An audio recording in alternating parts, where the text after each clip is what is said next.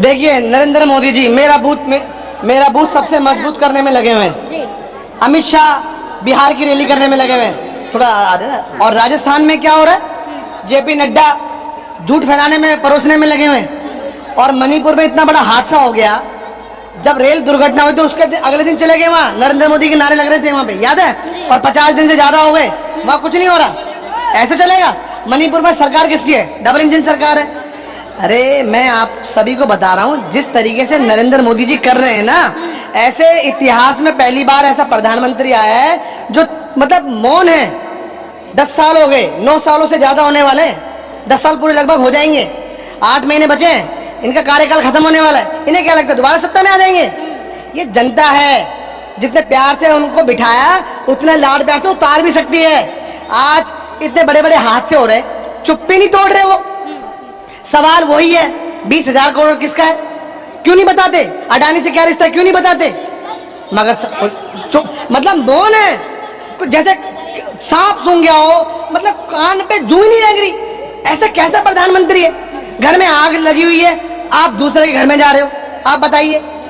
क्या लगता है सर, मणिपुर को लेकर आखिर क्यों प्रधानमंत्री चुप हैं? क्यों नहीं कोई भी बात मणिपुर को लेकर वो बोल रहे हैं? ये कितने ही आग जलने का काम कर ले, मैं आपको बता देता हूँ, छोटा सा राज्य नहीं संभल रहा इनसे, जो तो वहां डबल इंजन की सरकार है, आप समझिए।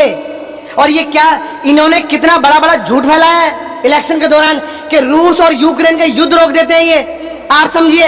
एक छोटा सा राज्य नहीं संभल रहा है। अरे आपसे सत्ता नहीं संभली, छोड़िए, अभी 8 महीने भी, कभी क्यों इंतजार कर रहे हो आप? वैसे भी जनता ने अपना मूड बना लिया है, सर्वे आ ही रहे हैं, आपने देखे ही होंगे, 80% लोग, जनता चाहती है कि कांग्रेस की सरकार बने और प्रधानमंत्री का चेहरा राहुल गांधी जी हो। राहुल गांधी जी भी गए थे मणिपुर सर, लेकिन उनको भी जाने से वहाँ रोका जा रहा था, लगातार शिविरों में भी गए थे। फिर भी आप देखिए वो गए हैं, क्या मौत का डर उनको नहीं है? बताइए, बीजेपी की एक मक्खी मरी है क्या? जबकि राहुल गांधी जी के परिवार से 2-2 शहादतें हुई हैं, फिर भी उसका उस डर को हटा के जनता से मिले, बच्चों से मिले, कितने हजारों लोग बेघर हो गए, आप बताइए। और ये प्रधानमंत्री है, इतना कमजोर है, इतना कायर है, जो बोलता नहीं है, शांत है, ऐसे देश चलेगा? है? युवा बेरोजगार है, महिलाएं उत्पीड़न से परेशान है? आप बताइए कितने, मैं आपको बताना चाहता हूं, कितने सारे मुद्दे हैं इस देश में, एक मुद्दे पर भी चुप्पी नहीं तोड़ रहे। कहते तो हैं सभी का साथ हुआ है, सभी का विकास कर रहे हैं। देखिए सभी का साथ भले हुआ है, मगर विकास नरेंद्र मोदी का और अडानी का हुआ है, अंबानी का हुआ है।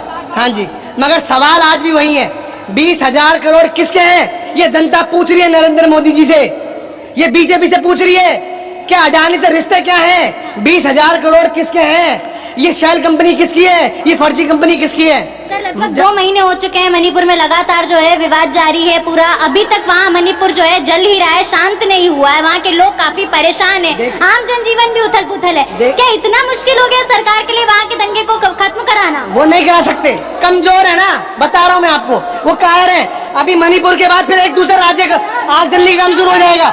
आप सोचिए, सड़कें धस रही है, पुल टूट रहे हैं, कितनी बड़ी बड़ी मुद्दे इस देश में हो रहे हैं, और मणिपुर का हादसा आप देखिए 50 दिन से ज्यादा हो गए। मैं कहना चाहता हूँ, आप नरेंद्र मोदी के बस की नहीं है, देश चल ही नहीं सकता, बस की नहीं है। नहीं है। कहते हैं कि पहले ना ऐसा प्रधानमंत्री हुआ है ना होगा, विश्व गुरु बना दिया उन्होंने भारत। ये कहते हैं ना खाऊंगा ना खाने दूंगा, ये खुद भी खा रहे हैं और अपने मित्रों को भी खिला रहे हैं और अपने साथियों को भी खिला रहे हैं। तो मैं कहना चाहता हूँ, आज का जो ये प्रदर्शन है, ये मणिपुर के लिए है, मणिपुर के लिए भी चुप्पी नहीं तोड़ रहे।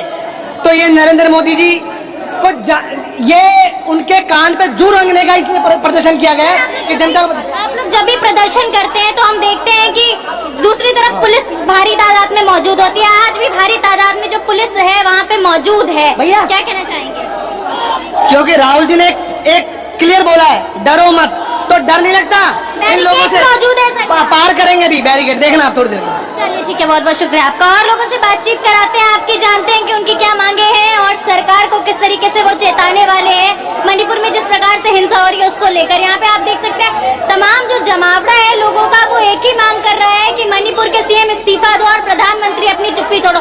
दूसरी तरफ अगर मैं बात करूँ तो भारी तादाद में पुलिस प्रशासन यहाँ मौजूद है, बैरिकेड्स यहाँ मौजूद है। हर बार का यही नजारा होता है कि जब भी कार्यकर्ता किसी भी मांग को लेकर आगे बढ़ते हैं तो दोनों तरफ बैरिकेड्स लगा दिए जाते हैं। चलिए आपके लोगों से बातचीत कराते हैं। मोदी सरकार शर्म करो, शर्म नहीं है तो डूब मरो, अरे नरेंद्र मोदी इस्तीफा दो, अरे नरेंद्र मोदी इस्तीफा दो, अरे मणिपुर के मुख्यमंत्री इस्तीफा दो, अरे मणिपुर के मुख्यमंत्री इस्तीफा दो, नरेंद्र मोदी मुर्दाबाद। सर आप लगातार नारे लगा रहे हैं कि मणिपुर के सीएम इस्तीफा दें और नरेंद्र मोदी मुर्दाबाद। आखिर इस प्रकार का नारा आप क्यों लगा रहे हैं? देश के प्रधानमंत्री हैं। देखिए, नरेंद्र मोदी देश का मुखिया है, मणिपुर का जो मुख्यमंत्री है वो मणिपुर का मुखिया है।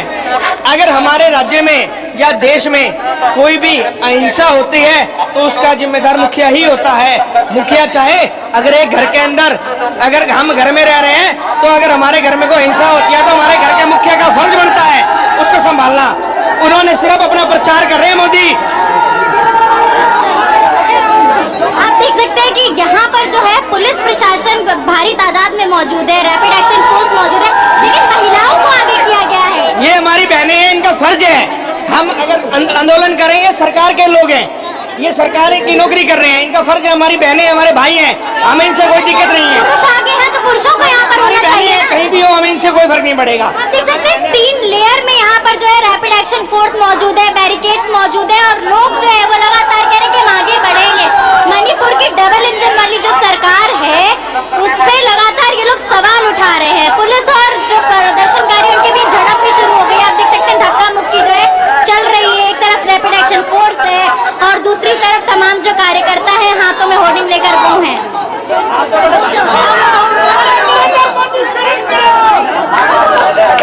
नरेंद्र मोदी शर्म करो।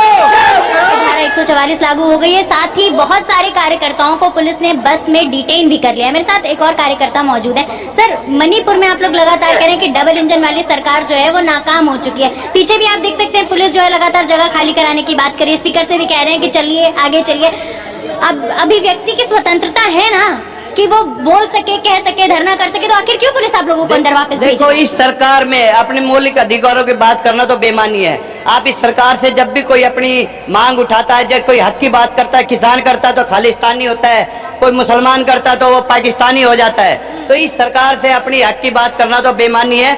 मैं ये कह रहा हूँ, हम सिर्फ ये पूछना चाहते हैं मणिपुर के लोग जो वो हिंदुस्तानी है या नहीं। अगर हिंदुस्तानी है तो प्रधानमंत्री, गृह मंत्री चुप्पी तोड़ो और बताओ कि वहाँ क्यों इतने 70 दिन से हिंसा नहीं रुक रही है। 70,000 से ज्यादा लोग वहाँ पलायन कर चुके हैं, मतलब हजारों लोग मौत के घाट हो चुके हैं। राहुल जी गए वहाँ, दिखाए बच्चे अनाथ हो चुके, औरतें विधवा हो चुकी है।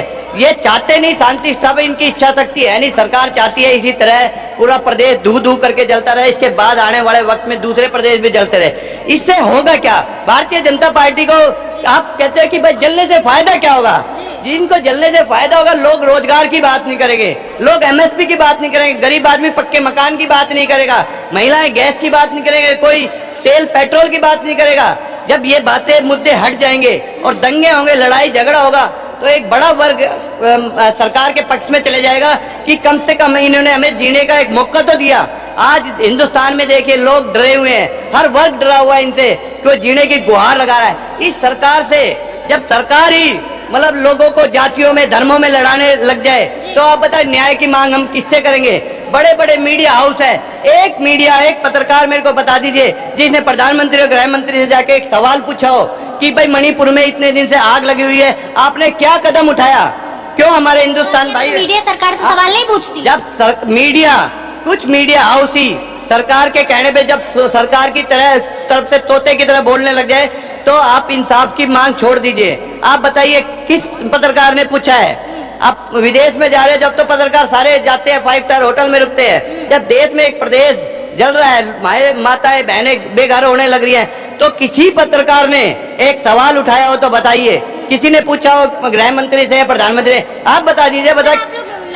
आप लोग लगातार जो है मणिपुर के सीएम का इस्तीफा भी मांग रहे हैं। वो तो इस्तीफा देने को तैयार थे, मगर उनका कहना है कि जनता ने ही रोक दिया इस्तीफा देने। ये इस्तीफा की बात ही नहीं है, ये तो इवेंट मैनेजमेंट चला आ रहा है, पाड़ दे। इस्तीफा क्यों होना चाहिए? मैं कह रहा हूँ उनको बर्खास्त करना चाहिए। वहाँ के मुख्यमंत्री बर्खास्त होने चाहिए, गृह मंत्री बर्खास्त होने चाहिए इस्तीफे के। अगर ये विपक्ष की सरकार होती तो तुरंत बर्खास्त की हो जाती और वहाँ राष्ट्रपति शासन लगते और मुख्यमंत्री को साइड में घर बैठा दिया होता, नजरबंद कर दिया होता। लेकिन वो सहयोगी दल है तो उनके लिए इतनी रियायत क्यों है? अगर कोई सहयोगी दल है तो वो प्रदेश जल सकता है क्या? वहाँ के लोग मर सकते हैं क्या? तो अगर ऐसा है तो हम तो बड़े खुशनसीब हैं कि हम उसके सहयोगी नहीं है। अगर हम सहयोगी होते और ऐसे ही प्रदेश हमें देखने को मिलता तो ऐसे सहयोग होने से नहीं है। मैं क्या तुरंत कार्रवाई होनी चाहिए, वहाँ का चीफ मिनिस्टर बर्खास्त होना चाहिए, वहाँ तुरंत शांति स्थापित होनी चाहिए। मैं कह रहा हूँ अगर राहुल गांधी जा रहे हैं वहाँ पे, कोई विपक्ष का नेता जा रहा है शांति स्थापित करने, तो सरकार को तो और आगे पहल करनी चाहिए कि और भी कोई नेता अगर वहां जाना चाहे और वहां के समुदाय से बात करना चाहे, शांति स्थापित हो, तो क्या दिक्कत है सरकार को? सरकार को सिर्फ एक दिक्कत है, सरकार का एक प्लेटफॉर्म है, एक एजेंडा तय हो चुका है 2024 का, लोगों को बांटो और राज करो। ये अंग्रेजों के नीति पर चलने वाले लोग हैं, ये नथुराम गोडसे को पूजने वाले लोग हैं। तो इनसे शांति, भाईचारा, प्यार की कल्पना करना ही बेमानी है। जिक्र आपने कर दिया, इसी से मैं अंत करूंगी अपने इस पूरे इंटरव्यू का। क्या लगता है 24 में अब दोबारा बीजेपी आएगी? मैं ये कह रहा हूँ बीजेपी का, तो मैं कह रहा हूँ आज जितना इन्होंने लोगों को बांट दिया है, लोगों को लड़ा दिया है, लोगों को खाने तक के लाले रोजगार चले चुके हैं, गृहिणियां सिलेंडर नहीं खरीद पा रही है, किसान परेशान है। तो मैं कह रहा हूँ आने वाला वक्त जो होगा 2024 में नया प्रधानमंत्री होगा और मैं कह रहा हूँ अगली बार जब लाल किले पे झंडा होगा तो एक युवा और एक नया प्रधानमंत्री लाल किले पे झंडा फहराएगा और वहां से देश के लिए समृद्ध और एकता करने के लिए कोई नई पहल करेगा।